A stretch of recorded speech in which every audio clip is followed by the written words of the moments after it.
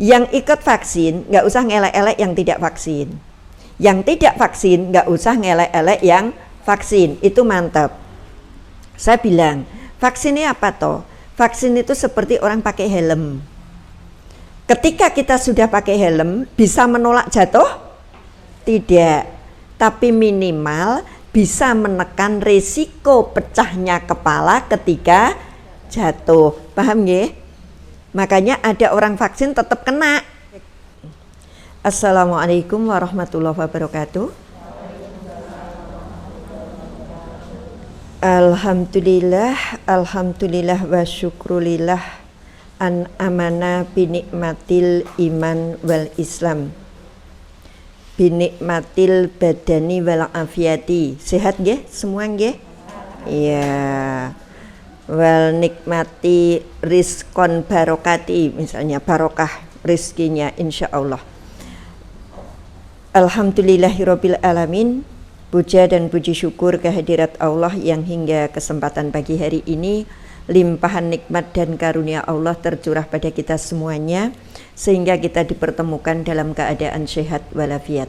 Salawat dan salam semoga tercurah pada junjungan kita Nabi Agung Muhammad Sallallahu Alaihi Wasallam beserta segenap keluarga, kerabat, sahabat dan para pengikut setianya, insya Allah termasuk kita semuanya.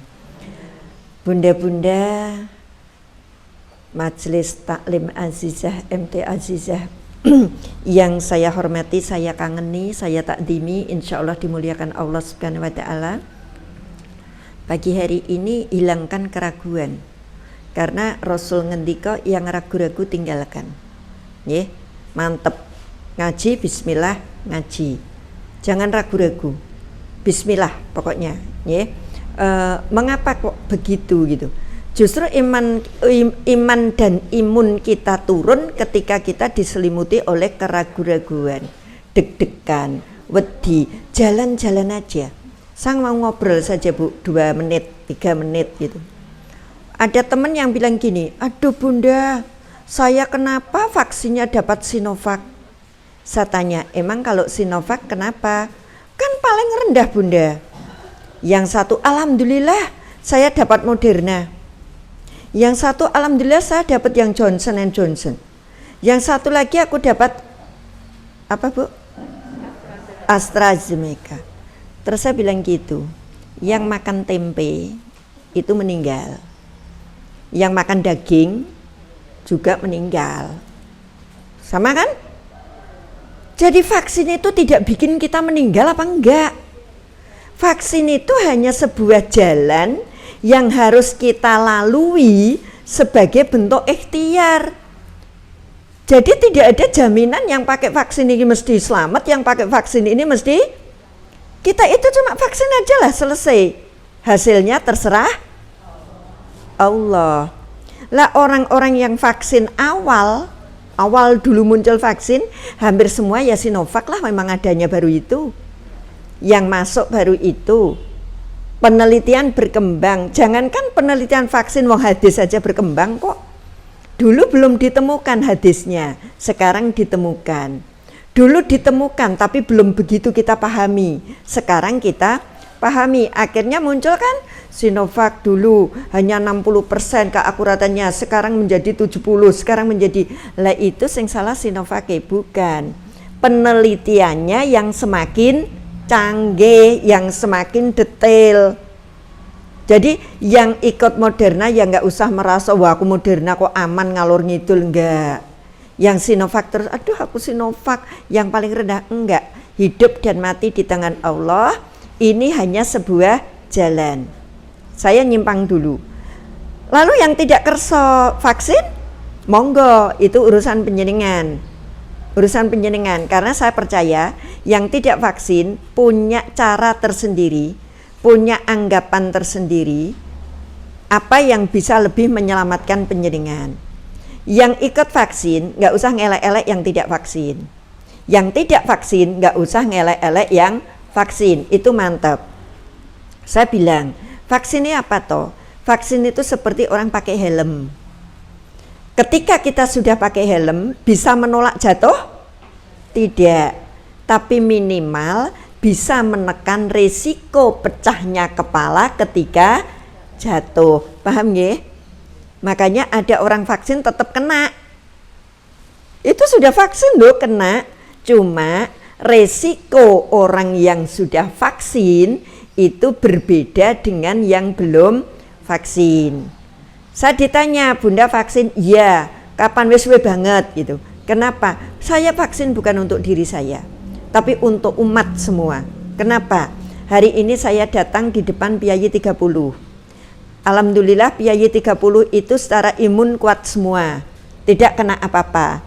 Sehingga ada satu yang misalnya positif pun nggak kelihatan karena semua imunnya bagus sehingga tanpa gejala. Nah, saya bawa pulang. Saya bawa pulang si virus ini. Sampai rumah belum tentu seisi rumah saya imunnya kuat semua. Paham nggih? Nah, kalau saya vaksin, minimal ketika saya kena di sini saya tangkal duluan. Sehingga mulai engko wis ora sudah saya tangkal gitu. Ini saya lebih ke itu karena tidak hanya untuk keluarga tapi untuk umat. Saya nanti jam 11 ngisi di Madukismo. Kalau saya sampai rumah jam 10 karena di sana orang punya gawe jadi pakai dress code, aku harus pulang ganti gitu. Lah kalau saya ngalor ngidul nggawa virus kan mesak ke jamaah. Pindah sini bawa, pindah sana bawa, pindah sana bawa. Makanya begitu muncul vaksin, saya bismillah vaksin ya Allah. Ya, saya orang bawah. Kalau atasan-atasan saya pada vaksin, kenapa aku enggak? Untuk siapa? Mudah-mudahan ini termasuk satu dari sekian ribu jalanmu untuk menunjukkan dakwah dan sebagainya. Jadi ini jalan saja, sehingga saya pede. Tapi apakah yang sudah vaksin nggak kena? Banyak dokter itu sudah vaksin, sudah pakai APD, sudah ketat sebegitu, meninggal juga. Ya, jadi mohon kita tenang aja. Pokoknya yang penting semua jalan kita lalui. Prokes, oke. Lakukan 3M, enggak 5M. Jangan 3M. 3M itu cukup memakai masker, mencuci tangan, menjaga jarak. M keempat memperbanyak doa, M kelima mendekatkan diri pada Allah, insya Allah. Jadi jangan hanya 3M. Kalau 3M itu mengurusan dunia. Tapi kalau kita ambil 2M di belakang, itu ya benar. Kita hanya ke Allah tapi ke masyarakatnya tidak mau menjaga sama sekali. Kita pakai 5M. Komplit toh? Orang muslim pakai 5M loh Bu. Ngaji pakai 5M. Memakai masker, mencuci tangan, menjaga jarak, memperbanyak doa. Dan mendekatkan diri kepada Allah. Tingkatkan sholatnya, tingkatkan kepasrahannya. Ini kaitannya dengan tema sekarang. Mendekatkan diri kepada Allah sebagai upaya memperbaiki diri agar Allah memperbaiki kita. Bunda-bunda cantik yang dirahmati Allah, coba dipirsani nanti di rumah surat Al-A'raf ayatnya 168. Di surat Al-A'raf ayat 168 Allah berungkap wa qatta'nahum fil ardi ummama minhumus solihuna wa minhum duna dzalik wa balawnahum bil hasanati wasayyiati la'allahum yarji'un. Dan kami pecahkan mereka di dunia ini menjadi beberapa golongan. Jadi Allah itu sengaja mecah-mecah kita menjadi golongan. Ada yang berdasarkan suku, ada yang berdasarkan letak geografis. PIAY ngendi to? PIAY Kalasan, PIAY ngendi to? PIAY Prambanan, PIAY ngendi to? Itu kan sudah memecah. Kita di golongan pecah, nggih. Islam pecah. Ada Islam golongan ini, golongan ini. Ada Islam aliran ini pecah. Sampai yang sekarang pun yang lebih simpel, Allah itu memecah. Keluarga kita 5 orang seleranya beda-beda, dipecah berdasarkan selera. Hari ini pun ada yang rawuh ngaji, ada yang tidak ngaji, ada yang mantep, ada yang ragu-ragu. Ini kan bentuk-bentuk perpecahan. Maka saya matur, sebagus apapun kita tidak bisa menyamakan selera. Menyamakan diri, karena apa? Allah memang sudah berjanji akan memecah-mecah. Jadi kalau ada yang sregep terus ada yang tidak sregep, kira apa-apa? Pancen ngono kuwi. Loh, pecahannya seperti apa? Pecahannya begini, minhumus solihu, di antara mereka ada yang soleh, wa minhum dunadzalik, dan ada yang sebaliknya. Jadi Allah itu memecah-mecah manusia, ada yang soleh dan ada yang tidak soleh. Ada sing sregep ning masjid, ana sing blas ra gelem ning masjid.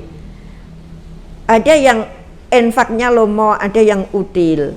Ada yang perbuatannya baik, ada yang tidak baik. Saya pernah matur, kalau semua jadi penggelandang dalam arti sepak bola, bukan penggelandang orang gelandangan, semua menjadi penyerang, semua menjadi kiper, yang tepuk tangan siapa? Apa ada sepak bola dibilang bagus kalau nggak ada penontonnya? Enggak. Ternyata penonton itu kehadirannya penting apa enggak? Penting. Ini saya kuatkan organisasi Azizah. Banyak sekali komunitas-komunitas yang mengeluh, Bunda, kayaknya pecah deh komunitas kita. Lah gimana? Orang bertujuh, yang 5 mati-matian kerja, yang 2 cuma nonton. Sampai rumah saya bilang, bal-balan nggak ada yang nonton, nggak bagus. Jadi yang 2 itu memang tugas dia nonton. Nah, Bu. Jadi kalau kita ngurusi komunitas jangan gampang sakit hati. Ngakui sing danai terus, lah tugas kamu pendana kok. Coba didanai tok ra ono sing kerja. Jadi enggak ada. Kerja semua enggak ada sing ngetok ke dana. Jadi enggak ada. Saya tadi bilang, bal-balan itu ada sporternya. Ya. Ada pelatihnya. Ada pemainnya. Pemainnya saja di kotak-kotak. Jadi artinya intinya jangan sepeleke peran-peran yang lain bagi setiap orang. Allah ngendika dipecah-pecah di antara kalian, ada orang-orang yang soleh dan ada orang-orang yang sebaliknya. Walau nahum bil hasanati wasayyiati la'allahum yarji'un.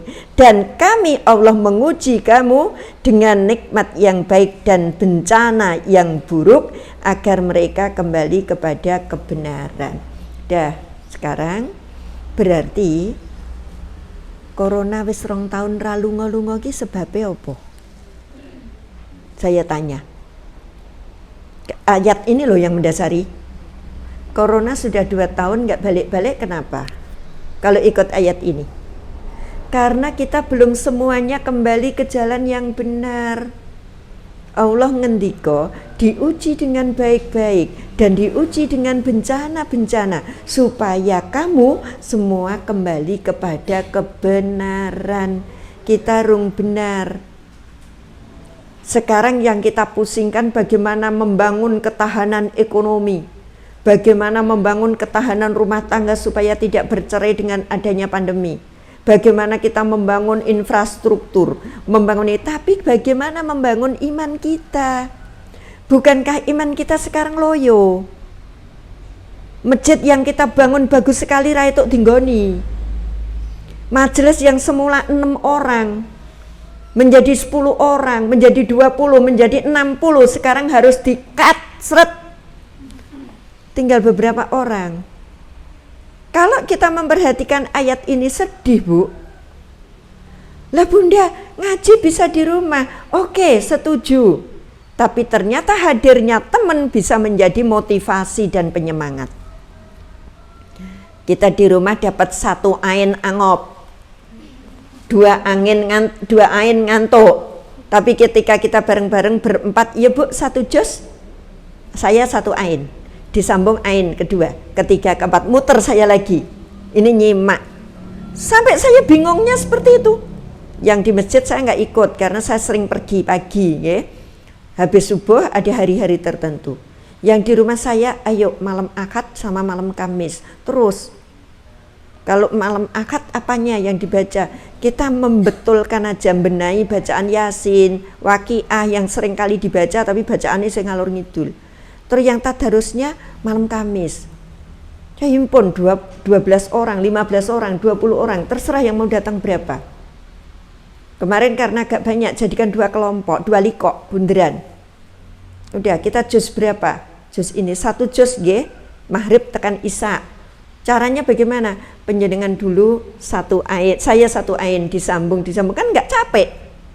Kalau sendiri satu juz capek banget, ngantuk. Satu ain aja, dilanjut berlima, terus ain keberapa saya lagi, ini lagi muter begitu seterusnya. Kita nyun sewu. Tadi barusan di luar saya diskusikan, ngaji dibatasi 30, ngaji dibatasi 50, begitu vaksin 600 ngelumpuk bareng, 1.500 datang bareng. Nggih napa nggih? Ada jaga jarak waktu tuku bubur? Enggak. Ini loh. Jadi di sini yang perlu kita buka wacana bahwa Allah sebenarnya cobaan-cobaan ini untuk mengembalikan kita kepada jalan yang benar. Lah kita itu bali durung. Gitu loh. Kalau kita belum bali, ya berarti tujuan Allah memberikan cobaan, baik itu berupa yang enak-enak maupun bencana, belum tercapai. Terus Allah ngendikane rodok ini sidik kasar, enggak, Allah maha lembut. Allah maha lembut, tidak ada tulisan maha kasar. Ya latif, ya lembut, yang lembut, maha lembut. Tapi kelembutan Allah ini tidak kita dengar. Kalau kita memanggil lembut tidak dengar, kita perkeras enggak? Saya tanya, ya, kita panggil lembut, Mbak Ella, nggak denger. Mungkin volume saya kurang keras kan? Harus saya keraskan. Maka bentuk kerasnya tetap baik. Di surat Toha ayat 132, Allah berungkap, wa'mur ahlaka bisolati wastabiri alaiha lanas aluka rizqa nahnu narzuku wal akibatu lil taqwa, dan perintahkanlah keluargamu melaksanakan sholat dan sabar dalam mengerjakannya. No, sholat sik Bu. Karena apa? Di surat Al-Baqarahnya mintalah pertolongan dengan sholat dan sabar. Di sini perintahkan keluargamu, ahlimu, keluarga inti, bapak, ibu, anak, keluarga yang dibangun oleh komunitas, ini keluarga azizah, yang dibangun oleh kepemerintahan RT RW, ini warga kami, namanya kan tetap warga. Jadi satu keluarga dalam skup besar. Perintahkanlah sholat dan sabar dalam mengerjakannya. Ada kata sabar dalam mengerjakannya. Sekarang kalau sholat dipahami sholat, kita cukup takbiratul ihram hingga berakhir salam, semua orang tidak terlalu sulit. Tetapi ketika sholat dimaknai dengan filosofi sholatnya, yang harus melahirkan orang jujur, melahirkan orang ikhlas, melahirkan orang disiplin, melahirkan orang rendah hati, betapa sulitnya. Bu, inna sholata tanha anil faksai wal munkar. Sholat yang benar itu sholat yang sudah memiliki energi untuk menahan diri dari keji dan mungkar. Kalau belum, sholatnya sehari tertib tapi tukang ngapusi pol, itu berarti sholat iki rung cetha. Di sini ada tulisan dan sabar dalam mengerjakannya. Sabar dalam ini loh, hikmah sholatnya mampu enggak mewarnai hidup kula panjenengan. Pak Kai ki jane gaene sholat ora to? Lah ngopo? Wah tukang ngapusi, itu kan ragu ya sholat. Maaf, yang tadi rawuhnya telat semenit, saya yakin leko ngomah ya ora telat. Cuma mungkin jauh. Saya sering telat. Telat 2 menit, 5 menit saya telepon. Saya nanti telat 5 menit karena saya antri bensin lama. Karena ini. Tapi dari rumah saya nggak kepingin telat. Karena apa? Kalau saya sebagai pimpinan, aku nggak perlu tanya kok bawahanku ki sholat apa ora. Tapi nek kowe ki teko bendina telat kuwi berarti ra sholat. Karena sholat mengajarkan hidup disiplin. Orang yang sholatnya baik, yang sudah mampu melaksanakan sholat ini dalam kehidupan sehari-hari, termasuk disiplin. Saya kalau janji molor udah mangkalnya Masya Allah. Karena saya bilang waktu itu pedang. Dia yang akan membunuh kita. Waktu itu seperti es batu. Kamu cor sirup, mencair, tapi rasanya enak. Kamu masuki cuka, juga mencair, tapi rasanya kecut. Kamu masuki air comberan, juga mencair, tapi mubazir. Umur itu dipakai untuk berbuat baik, ya habis. Dipakai untuk berbuat maksiat juga habis. Bahkan tidak dipakai apa-apapun juga habis. Itu umur. Makanya saya matur, sholat kiketoke mung 2 menit, tapi implementasi dalam kehidupan ini seterusnya. Yuk, kita disiplin, kita jujur, kita ikhlas. Itu bentuk-bentuk sholat kita dalam kehidupan sehari-hari. Kami tidak meminta, kerasnya di sini, rezeki kepadamu, tapi kamilah yang memberi rezeki kepadamu. Jadi kalau saya kasarkan gini loh, Allah itu paring ujian di ayat tadi, mengembalikan kalian ke jalan yang benar.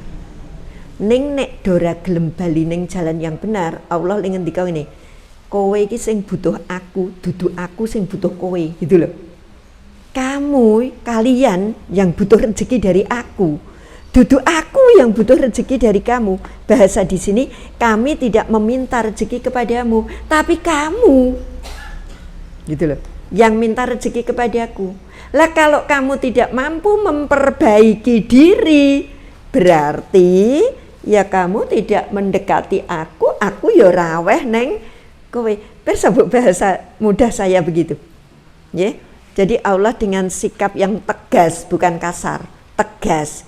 Nek aku ngasih corona ini KB, biar kalian itu kembali ke aku deket.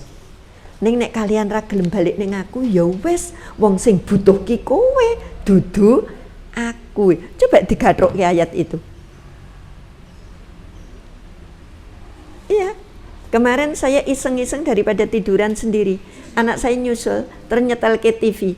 Bu, tak setel ke film. Apa nduk judulnya? 2 iman 1 amin. Saya ketawa, 2 iman 1 amin. Tak tonton. Betul. Orang yang non muslim ini 2 iman, 1 muslim, 1 tidak. 1 amin karena dia mencintai 1 wanita. Ternyata dia ngomong, Tuhan, tunjukkan pada saya bahwa engkau ada. Tunjukkan bukti-bukti komplit. Terus dijawab temene, ora ngaruh, wong yang butuh Tuhan itu kamu, bukan kamu yang butuh Tuhan. Sama ayat ini, yang butuh aku ya kalian, bukan aku butuh kalian. Kita diperingatkan dari satu wilayah nggak mempan, wilayah lain semua diuji. Coba kita lihat bagaimana Brunei Darussalam dilompati, ternyata coronanya merambat, bareng tekan Brunei mencolot, pegah mampir. Kenapa? Mereka mendekatkan diri pada Allah. Pemerintahannya jujur, mensejahterakan rakyat. Pernah saya bilang PRT dengan gaji 16 juta. Saya tahu dari mana? Karena kebetulan 1 pesawat dari Brunei sampai Jakarta. Karena 1 pesawat 1 kursi, karena slow. Saya rombongan umroh cuma 40 lewat pesawat Brunei.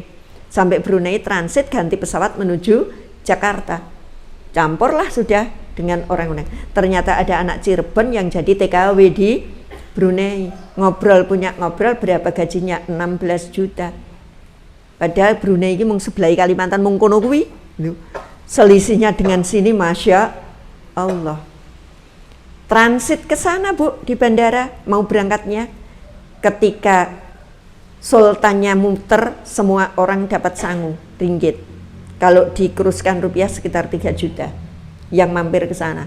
Terus saya balah kapan meneh umroh pakai Brunei terus mampir. Kita lihat pramugarinya, mereka berjilbab rapat tidak hanya ketika membawa jamaah. Sini kan hanya karena membawa jamaah haji semuanya pakai ini. Kalau enggak udah biasa. Hanya karena ini enggak. Pramugarinya semua dengan pakaian yang seperti itu. Ekonominya ekonomi syariat. Dilompati corona rawani. Tapi bagaimana dengan Australia? Yang kafir tapi juga tidak corona. Australia enggak corona, Bu.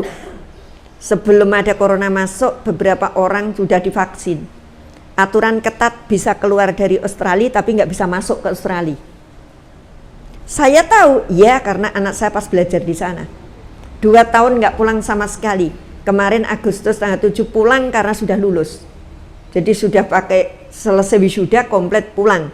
Karena orang yang keluar dari Australia nggak boleh masuk ke Australia. Sana bersih, tidak ada corona. Tapi orangnya kafir. Kenapa? Baca nanti Ali Imran 179 atau yang kalau saya lupa nanti dikoreksi. Allah hanya menangguhkan. Jangan kira orang-orang kafir itu tidak diberi balasan oleh Allah. Sesungguhnya mereka hanya ditangguhkan balasannya di akhirat nanti. Lah kita orang yang ragu-ragu. Ada kafir, ada muslim, muslim yang soleh, muslim yang setengah-setengah, muslim yang sholat, yang tidak sholat. Nah, golongan-golongan yang saya baca tadi, ada yang soleh, ada yang tidak soleh. Maka saya matur, Allah ngendika sing butuh ki kowe, dudu aku.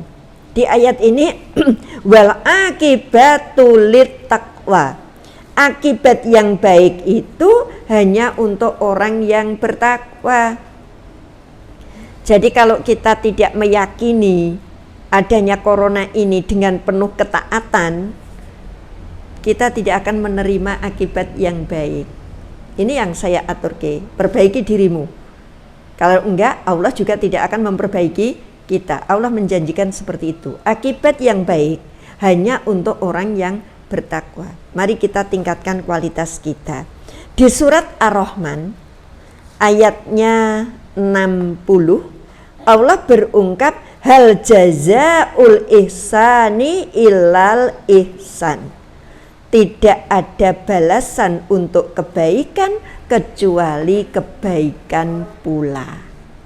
Jadi sampai di judul Allah hanya akan memperbaiki kehidupan kita kalau kita juga memperbaiki diri. Memperbaiki diri sebagai apa? Sebagai hamba Allah antar sesama hamba Allah dan hamba Allah kepada Sang Khalik sebagai pencipta kita. Hubungannya dibaiki, ke Allahnya juga dibaiki. Sudah begitu? Ternyata tadi yang saya aturke. Sekarang ini yang diserukan kan hanya yang kaitan dengan dunia. Lihat betul. Bahkan di organisasi-organisasi tertentu, yuk setiap rumah harus punya 5 pot yang bisa kita manfaatkan. 1 cabai, 1 bayam, 1 ini. Untuk apa? Nanti kalau kita kesulitan makanan kita sudah oke.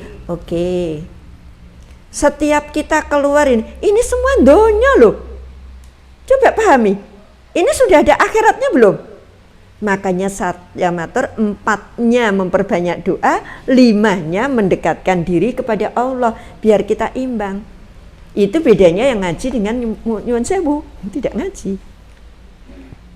Coba penyanyi tadi di rumah sempat dipahamkan seperti itu apa enggak? Ternyata itu pencerahan. Oh iya aku nang omah enggak imbang sama sekali. Nek arep metu anaknya cuma bilang, "Mama, pakai masker. Mama cuci tangan." Coba pernah enggak Mama? Tetap berdoa loh Mama. Terus nanti kalau waktunya sholat, Mama tetap sholat. Nah di sini yang kedua, keempat dan kelima tadi muncul. Enggak malah ketakutan berlebihan. Arep jamaah wedi. Neng omah le ngaji rong fasih arep ngundang guru wedi. Berarti kita tidak ada upaya untuk mendekatkan diri kepada Allah. Jadi monggo yang tadinya belum mantep, ragu-ragu, hilangkan. Karena apa yang penjenengan lakukan ini sebenarnya sudah 1, 2, 3, kita menuju 4 dan Saya lihat semuanya prokes bagus, malah justru yang saya copot saya. Insya Allah saya sehat, insya Allah selama ini saya sehat. Terus karena apa? Karena saya sering memaksakan diri, tapi saya tidak pernah merasa terpaksa. Selama corona ini 2 tahun Bu, saya coba tetap yang namanya jogging pagi. Hari ini karena saya harus jam 7.20 berangkat. Kalau jam 7.30 saya nggak ngerti jalan seperti apa, tapi dengan bandara sekarang sepi itu saya lebih cepat ke sini. Ternyata nggak sampai setengah jam. Kalau dulu bandara masih rame, dari mau masuk ring road rame itu bisa setengah jam lebih. Gitu. Saya gampang, simple. Tadi malam habis isaan saya bilang temen yang biasa saya ajak jogging, besok berangkatnya agak pagi. Kenapa? Aku jam 6 harus sampai rumah. Ngetus keringet dulu sambil ngapa gitu. Terus saya bilang 5:30 kita berangkat. Nggak jauh, saya sudah punya tempat. 1 putaran 1 kilo. Jadi tiap hari, tiap pagi 3 putaran. Itu 3 kilo. Karena saya harus berangkat jam itu. Sampai rumah utek ngetus keringet sambil bikin kilau anak. Terus mandi, bla, duka, 4 rakaat. Kesini, selesai. Diatur. Sudah sekaligus Kang Senan. Aku sesuk Zoom 5:30. Jadi kalau kita jogging jam 5:30, pulang jam 6 pas. Kalau Zoom kan ramandi apa-apa. Ya kan? Yang penting jilbabane rapi, komplit, leku ngetus keringet karo Zoom. Nanti habis itu condong catur, masjid muhajirinya condong catur minta Zoom besok pagi. Kita Zoom. Salah satu bentuk kita jaga imun jogging. Minumnya diatur. Nggak usah minum yang aneh-aneh. Es sak pituruti nggak usah. Cukup air putih anget. Atau di mobil saya beri water infus. Udah. Hari ini air sebotol masuki berapa potong timun. Besok pagi mungkin berapa potong nanas. Besoknya lagi jeruk nipis 1. Jangan lebih 6 jam. Duhur nanti sudah selesai harus ganti. Enggak itu lagi. Ini bukan saya mau menceritakan, oh saya begitu, enggak. Tapi ini saya menular ke ilmu gitu loh, nggih, dalam rangka menjaga tuh dunianya kita jaga seperti itu. Terus kita berpikir, lah kalau sudah seperti itu untuk apa? Kalau badan kita sehat, insya Allah ibadah pun akan menjadi semangat, tertib. Ini yang kita ini, jangan yang dirisaukan, aduh. Ra itu mlebu mall sedih. Ra itu mlebu masjid rapopo. Iya. Kemarin ada sebuah keluarga yang ngarep vaksin. Kenapa? Ora iso neng mall. Masya Allah. Jadi dia itu bervaksin bukan karena ini, cuma dinggo syarat mlebu mall. Ternyata ketat betul.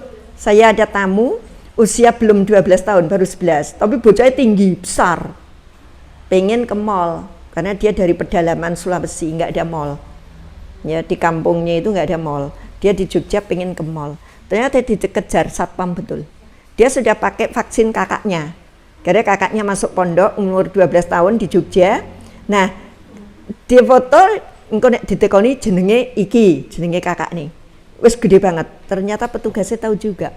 Nek wajahi durung 12 tahun gitu ya. Suruh balik Bu. Sehingga sekarang orang vaksin itu tujuannya mau ben bisa neng mall. Kacau dah. Ini loh Bu, kita monggo lah. Saya nanti kalau itu diedarkan di seneni wong ya SBN gitu. Kita itu kacau. Kita tidak mau berupaya piye caranya supaya iso mlebu masjid. Tapi yang kita upayakan piye caranya mlebu mall. Ini piye Gusti Allah nggak sakit hati. Andai Allah itu pakai sakit hati, Allah itu pasti gemes nontoni. Allah itu gemes mersani hamba-hambanya yang lebih mereka itu sedih ketika tidak bisa menikmati dunia yang gak karu-karuan daripada menikmati nikmatnya orang ibadah di masjid. Mohon maaf, jarang yang berjuang untuk itu. Ya, rata-rata kenapa kamu vaksin? Ben itu lunga ning ndi? Kenapa kamu vaksin? Ya ben bisa gini. Tapi ayo kita berupaya ben itu ning masjid carane piye gitu. saya mulai 1 Agustus masjid kami terbuka. Pengajian ibu-ibu yang sekitar 50 saya mulai 1 Agustus. Nah, Jumat berkah, untuk Jumat berkah yang berupa makanan di hari Jumat mulai besok 1 September. 1 Oktober, ya. Kemarin 1 September mulai pengajian, maaf. Ya, 1 September mulai pengajian, kemudian besok 1 Oktober kebetulan hari Jumat, 1 Oktober itu kita mau memulai Jumat berkah. Kita udah susun lagi. Arep dinteni kapan le lunga ira lunga-lunga corona. Siapa tahu le lunga justru dengan ketaatan kita kepada Allah. Ini kan semua jalur sudah ditempuh, Bu. Semua jalur kan sudah ditempuh, ya. Mulai PPKM level piro-piro sudah. Kurang opo kita? Menyerukan kita protokoler sudah. Vaksin dana sudah begitu banyak negara wis. Tapi kok ya ora lunga-lunga, malah metu varian baru kita radoyan duren, tapi ada es krim rasa duren, kan? Kita nggak doyan duren, ning permen rasa duren, kek rasa duren. Habis ini keluar ini kan sama seperti itu. Varian baru. Kok apa ya? Yuk kita koreksi ya, jangan-jangan kita yang memang belum sepenuhnya mengikuti apa yang dingendikake Allah. Ya, kalian yang butuh aku, bukan aku yang butuh kowe. Cobaan-cobaan yang kuberikan sesungguhnya mengembalikan kalian ke jalan yang benar. Nah, endingnya kok ending harap rampung? Iya, nggak boleh suwe-suwe 1 jam rampung. Ya, 1 jam rampung. Endingnya tetap di surat Al-A'raf. Tadi saya matur surat Al-A'raf. Al-A'raf ayatnya 96. Nah, Allah berjanji, walau anna ahlal qura amanu wattaqau la fatahna alaihim. Upamane kalian semua penduduk-penduduk di bumi ini beriman dan bertakwa, pasti kami akan melimpahkan kepadamu la fatahna alaihim barakatim minas sama'i wal ardh, berkah dari langit dan bumi. Ketahuilah ayat ini berawal dari jikalau, seandainya, upamane, aku mengupamane ternyata, upamane aku sugih, aku arep tuku Lamborghini. Tuku apa enggak? Enggak, wong mung upamane kok. Kan cuma upamane. Upamane lho, Bu. Sedih enggak? Upamane aku cowok. Menyelesaikan kayak gitu itu kecil. Aku cowok apa bukan? Bukan, wong upamane. Lah ini sayangnya, sayang bagi Allah, sayangnya ke kita. Itu memberikannya gini, upamane kalian kui bertakwa dan beriman kepadaku semuanya, aku limpahkan barokahku dari langit dan bumi. Upamane landelalah kalian kui kok ya ora beriman dan bertakwa semuanya, judulnya gitu. Jadi kalau kita cari penyebabnya, apa sih penyebab ini semuanya? Penyebabnya karena kita tidak semuanya beriman dan bertakwa kepada Allah. Sedangkan Allah ngendika walakin kadzabu fa akhadnahum bima kanu yaksibun. Tetapi nyatane kalian itu kebanyakan mendustakan ayat-ayat Allah. Harapannya Allah, kalian itu semua beriman dan bertakwa. Ning kenyataane kalian kebanyakan mendustakan ayat-ayat Allah. Siapa mendustakan? 1, enggak percaya. Mosok sih? Itu mendustakan. 2, percaya tapi tidak mengindahkan. Aku itu sebenarnya yo percaya. Paling ora, dengan unsur kesengajaan. Atau yang ketiga, menentang. Jadi ada enggak percaya, sekedar enggak percaya aja tapi enggak merotes. Terus ada yang tidak melakukan, yang ketiga menentang. Ini orang-orang yang termasuk mendustakan ayat-ayat Allah. Terus kalau kita mendustakan ayat Allah, apa kata Allah? Kanu yaksibun. Dengan apa yang mereka kerjakan dari depan ya. Kadzabu fa'akhadnahum bima kanu yaksibun. Kalian mendustakan, maka ya, kami siksa mereka sesuai dengan apa yang mereka kerjakan. Gitu loh Bu. Makanya sesuai dengan judul, tugas kita hanya memperbaiki diri. Kalau kita nggak bisa memperbaiki diri, Allah tidak akan memperbaiki nasib kita. Kalau iman dan takwa itu hanya di depan dengan umpama, tidak menjadi kenyataan, tidak akan ada berkah dari langit dan bumi. Karena umpama kok, cuma umpama Allah ngendika. Tadi sudah saya katakan, umpamane aku duwe duit, aku arep ngene ora duwe duit ya. Gitu loh Bu. Pirsa nggih. Jadi harus kita wujudkan betul apa yang sebenarnya diumpamakan itu menjadi sebuah kenyataan. Kalau kita tidak mewujudkan, merealisasikan hal seperti ini, ya Allah tidak akan mengubah nasib kita semuanya. Itu saja 15 menit untuk tanya jawab. Monggo. Biar 1 jam. Ini kan latihan toh? Baru latihan pengajian toh, nggih? 1 jam selesai. Monggo untuk tanya jawab. Monggo yang mau bertanya dipersilakan.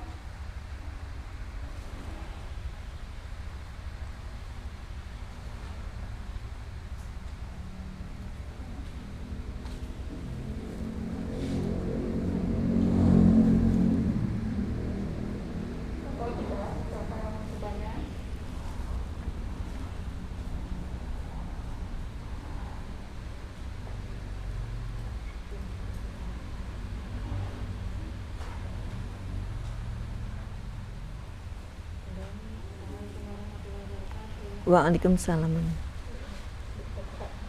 Saya mau tanya, kadang kita itu, saya pribadi itu ingin memperbaiki. Semakin memperbaiki itu kadang cobaan selalu saja ada seperti itu. Itu bagaimana Bunda? Yeah. Menanggapinya atau Kadang kita sampai loyo, mending ini. Nah seperti itu solusinya bagaimana Bunda? Ya. Terima kasih. Nggih. Ada yang lain? Sebentar.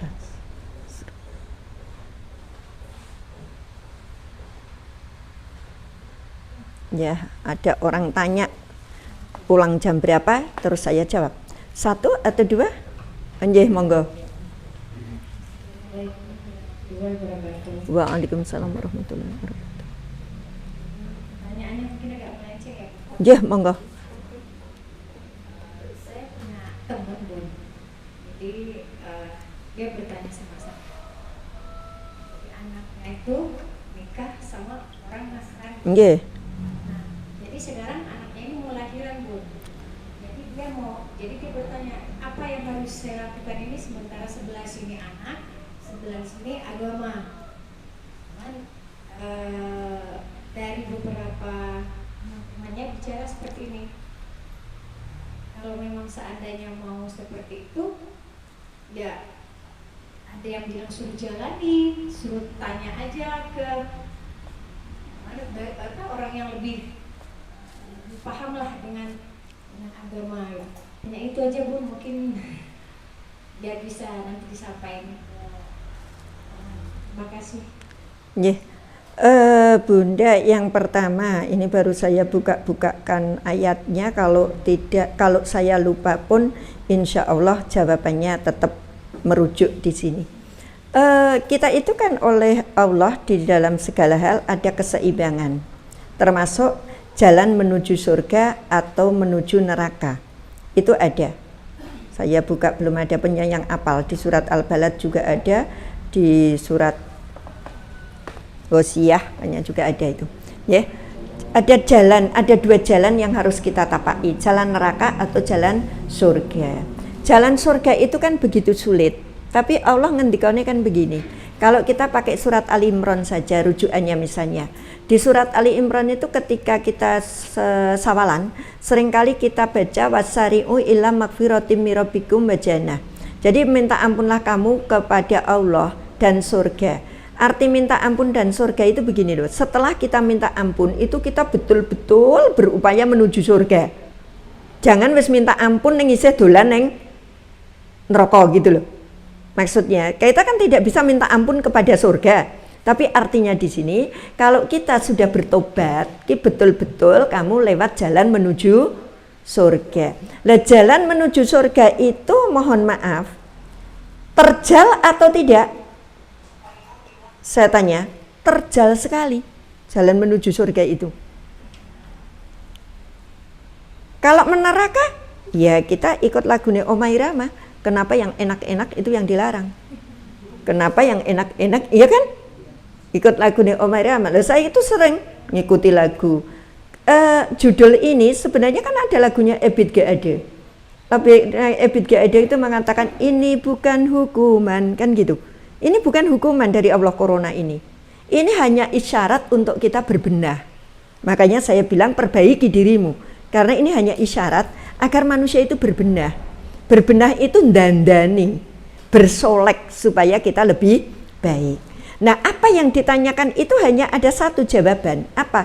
Istiqomah lah. Ketika kita istiqomah, apa itu istiqomah? Istiqomah itu teguh pendirian, tidak mudah goyah ketika kita ingin menuju kepada kebaikan. Maka apa itu sabar? Sabar adalah dorongan batin untuk senantiasa melakukan hal-hal yang baik dan menjauhi yang dilarang. Itu sabar. Bukan kalau ngomong pelan. Arep ngaji ditinggal kancane nekat mangkat. Saya bilang, lah kalau niatmu ngaji apa niatmu arep golek konco? Engko konco niki le petuk ning pengajian.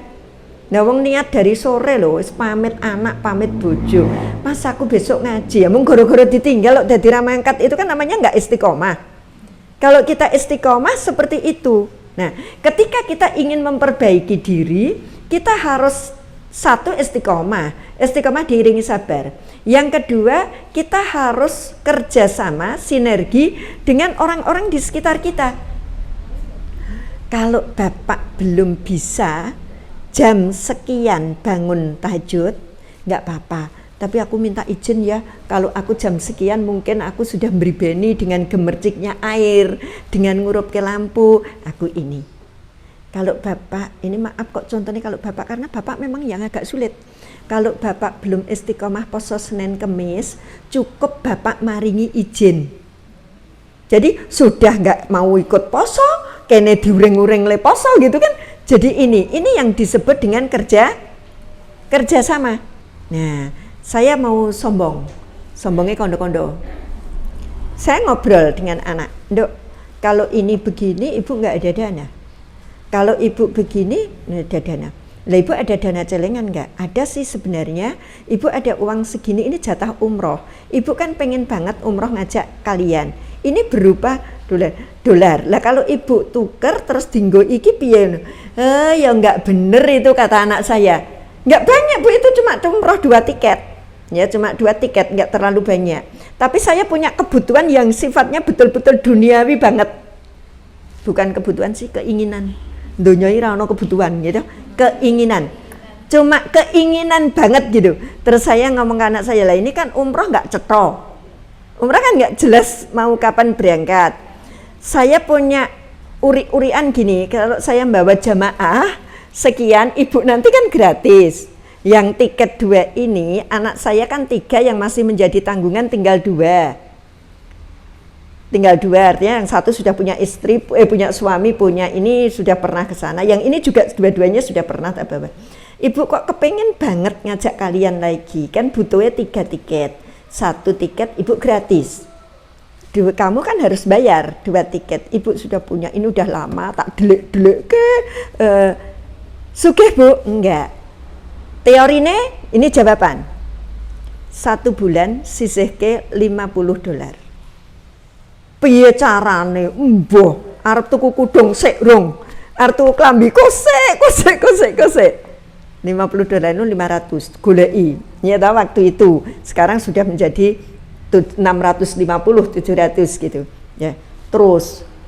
Jadi jangan kira, Bu, saya bisa seperti itu mak gledek mangkat, enggak.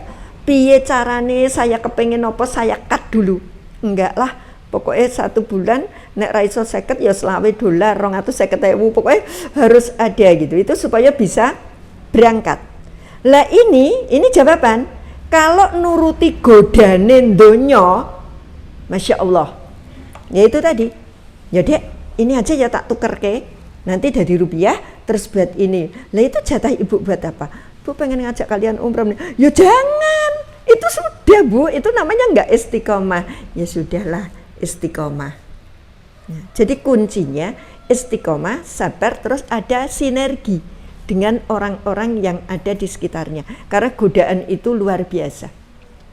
Ya, apa dengan keluarga, apa dengan tetangga, misalnya dengan tetangga yaitu tadarus bareng. Aku nek lali dielingke yo. Aku di WA yo engko, aku dijak. Nah, ini yang menjadi penyemangat kita untuk penjara ke sini yang nitih motor gonceng ke sopo, yang ngasto mobil gondol papat. Toh ditumpaki dhewe karo ditumpaki wong papat bensine podo gitu kan. Ayo kita coba gitu. Ini kita kerja sama seperti itu, insya Allah istiqomah. Oke, Bunda, teman saya anaknya nikah Agustus ini, dia nangis jungkir balik karena dulu anak perempuannya, jadi beliau putranya 3, cewek, cowok, cewek. Cewek pertama nikah, pranikah yang ngisi pengajian saya. Dia punya cita-cita nanti anak kedua dan 3-nya kalau mau nikah ngundang saya. Ternyata anak keduanya jatuh cinta pada non-muslim. Yang saya sayangkan lagi, putranya Bu ini cowok. Dia tidak nggawa, malah dia katut. Pertama, si suami lebih baik kehilangan anak. Si suami tegas. Tapi yang namanya mbok, si mbok, anaknya sering ngumpet-ngumpet ngajak ketemuan karena bapaknya sudah melarang anak itu pulang. Selama kamu seperti itu kamu nggak boleh pulang. Alah, omah membanteng bu cedak. Kalau saya sebut namanya dong ngerti. Tuh ya, nggak disebut, nggak jadi menggibah. Walaupun ini contoh baik juga sih. Anaknya kerja, ora bu, aku mau berkawan, akhirnya jatuh cinta. Dia sering pulang ke Jogja tidur di hotel. Ibunya disuruh datang ke hotel ngobrol. Ya sudah, dunia boleh. Dia ngasih keringatnya, duit buat ibunya. Bapaknya mau nompo. Kalau bapaknya sama sekali nggak mau. Bahkan ketika anak itu memberanikan pulang untuk mengambil berbagai syarat untuk dia ke gereja, mungkin berkas-berkas apa, bapaknya nggak mau pulang ke rumah sebelum anak itu pergi. Jadi bapaknya mangkat ning masjid, terus nggak gelem mulai sebelum anak itu keluar dari rumah sama sekali. Akhir Agustus menikah. Ibunya tanya, apa yang harus saya lakukan untuk anak saya? Bu, 1, bekti pada suami hukumnya wajib. Wajib. Kedua, ngopeni anak wajib, tapi karena anak itu wis dewasa, bisa memilih, itu sudah di luar tanggung jawab ibu. Tapi ketika ibu itu datang, itu berarti sinyal restu. Walaupun ini kalau datang apa meneh dampingi, itu sinyal restu. Kalau penjenengan bertanya saya nggak datang. Pertama, kenapa dia nikah nggak datang? Karena suami tidak mengizinkan. Untuk perbuatan baik yang tidak ada hubungannya syirik saja harus seizin suami, apalagi ini tidak seizin suami. Jadi nggak usah datang. Selesai bu, nggak datang. Wah aku nangis tenan. Ya sudah, kalau nangis itu bisa ngurangi ini, oh nangis saya gitu kan. Dia tiap hari yang sering WA-an dengan saya. Itu kasus 1. Yang kedua, bagaimana setelah punya anak? Pertanyaan saya kembali. Anak ibu tersebut menjadi kafir atau dia menjalani rumah tangga dengan 2 agama? Ini beda. Paham ya? Kalau kita ini menjadi mu'alaf, no problem. Tapi kalau ini yang kemudian keluar, kita pertanyakan, kalau agama dua, kita sekarang kalau mikir hubungannya kan sudah jelas zina semua. Ini zina semua. Baik kamu menjadi kafir atau kamu dua agama satu. Ini kalau hitungan Islam kan tidak dibenarkan, ya, tidak dibenarkan. Terus sekarang bagaimana anaknya? Kalau anaknya ya kuat-kuatan saja. Kuat bapak atau kuat ibu untuk mendidik anak. Nah, ini saya jawab dengan dua cerita. Mohon maaf kalau nanti punjul semenit atau 2 menit. Cerita pertama, ada orang menikah perempuan muslim dengan laki-laki Hindu. Dia punya anak 3 di Bali. Terus ibunya ini dipaksa untuk ikut ritual sana terus gitu. Anak 3-3-nya otomatis, karena kalau tidak ikut dia tidak dapat warisan dan macam-macam di Bali. Akhirnya ibu ini ikut. Tapi namanya hidayah, Allah tidak akan ada yang mampu mengalahkan. Di usia yang seperti saya, waktu itu sudah 50 ke atas, dia mulai sadar tentang akidah. Maka dia muslim. Resikonya dia harus keluar dari Bali, terutama dari lingkungannya. Terus anak tidak boleh dibawa, senjata perempuan anak. Ibu itu pulang ke Jogja, rumahnya Muntilan, dan kena COVID, meninggal beberapa waktu yang lalu. Saya cuma bilang kena COVID, bukan mati karena COVID, mati karena Allah. Ya, kena COVID, meninggal beberapa bulan yang lalu si ibu.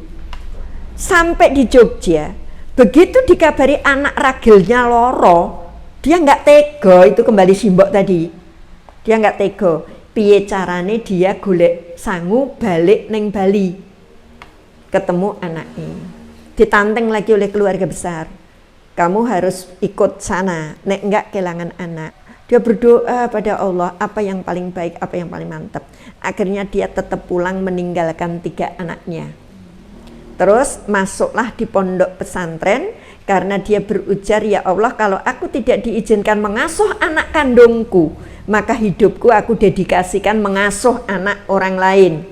Akhirnya dia menjadi pengasuh pondok pesantren. Pengasuh kan tidak harus pintar ngaji. Wong iso kok sing opyak-opyak nggugahi turu, nyinau gitu kan juga pengasuh. Yang masak juga pengasuh. Jangan dipikir kalau saya bilang aku pengasuh pondok mesti ngajine baik, tinggal bagiannya apa sih kan gitu nggih.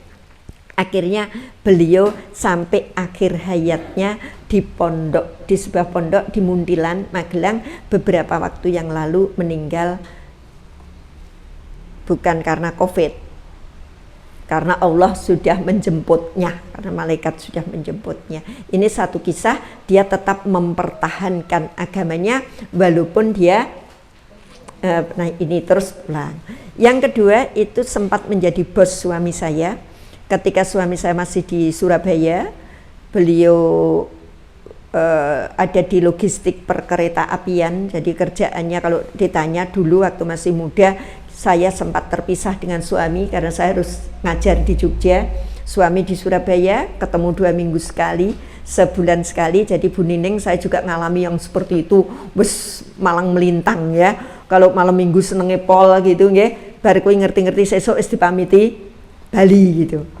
Itu bosnya orang asli Bugis, suami Islam total, namanya Bugis.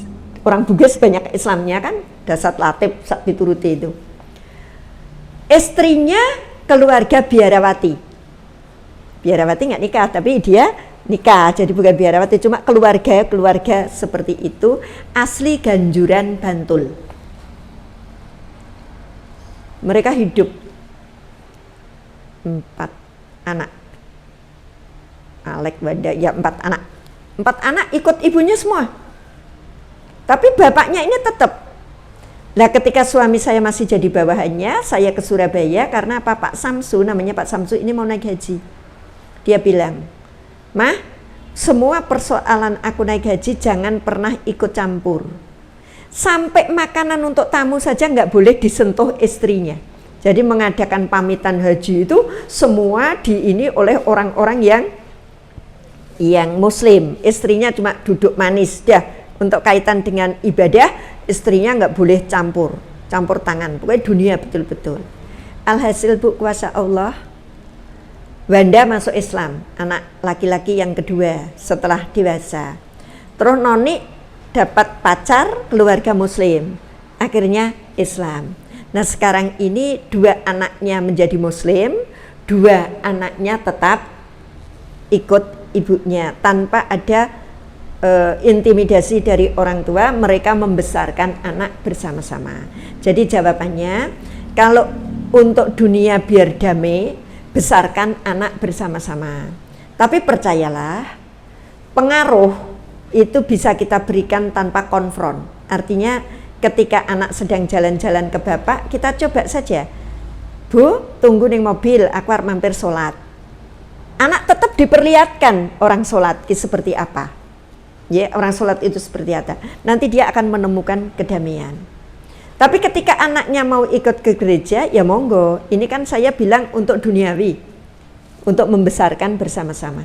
Tapi kalau kita sudah mengkait akhirat, curi-curilah waktu untuk banyak memberi asupan akidah untuk anaknya. Jadi ini alhasil yang terakhir sudah cukup lama, mantunya di Jogja, saya juga ikut tugas di situ, dapat orang Muslim. Jadi itu saja, saya sekedar cerita, tapi itulah jawabannya ya.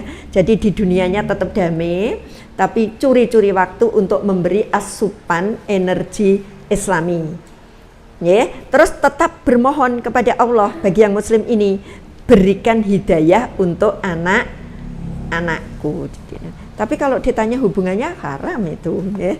Tidak halal, ya, hubungannya tetap zina, dihitung zina. Suami istri yang agamanya tidak sama, tidak muslim, itu dihitung zina. Itu saja, barangkali 2 pertanyaan sudah menghantarkan kita menjadi jam 9.15 menit. Mudah-mudahan yang buat aturan 1 jam memaafkan, kalau Allahnya memaafkan banget insya Allah ya. Terima kasih, kurang lebihnya mohon maaf. Assalamualaikum warahmatullahi wabarakatuh.